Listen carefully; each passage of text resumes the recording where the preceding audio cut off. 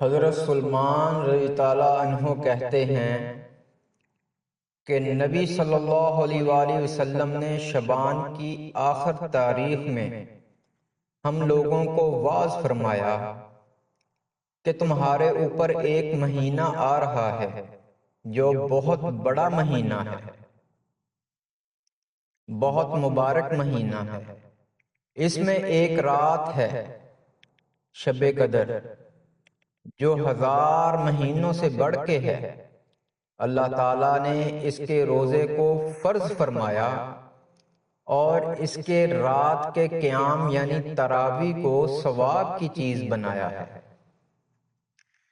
جو شخص اس مہینے میں کسی نیکی کے ساتھ اللہ کا قرب حاصل کرے، ایسا ہے جیسا کہ غیر رمضان میں فرض ادا کیا۔ جو شخص اس مہینے میں کسی فرض کو ادا کرے، وہ ایسا ہے جیسے غیر رمضان میں 70 فرض ادا کیے۔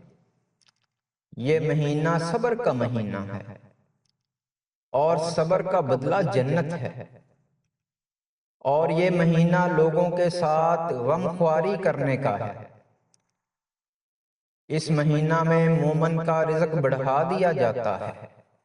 جو شخص کسی روزہ دار کا روزہ افطار کرائے، اس کے لیے گناہوں کے معاف ہونے اور آگ سے خلاصی کا ثواب ہوگا، اور روزہ دار کے ثواب کی مانند اس کو ثواب ہوگا، مگر اس روزہ دار کے ثواب سے کچھ کم نہیں کیا جائے گا۔ صحابہ نے عرض کیا، یا رسول اللہ صلی اللہ علیہ وسلم، ہم میں سے ہر شخص تو اتنی وسعت نہیں رکھتا کہ روزہ دار کو روزہ افطار کرائے۔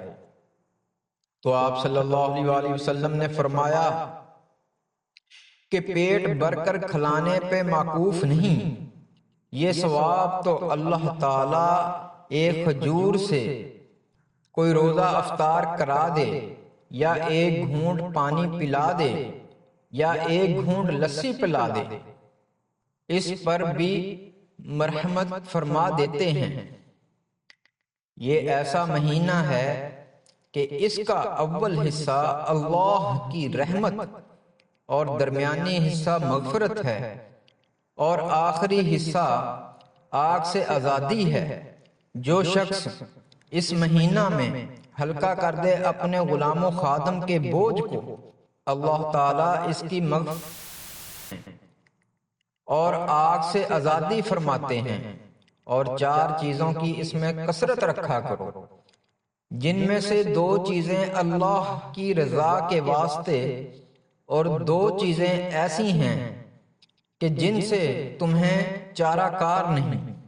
پہلی 2 چیزیں جن سے تم اپنے رب کو راضی کرو، وہ کلمہ طیبہ اور استغفار کی کثرت ہے۔ دوسری 2 چیزیں یہ ہیں کہ جنت کی طلب کرو اور آگ سے پناہ مانگو۔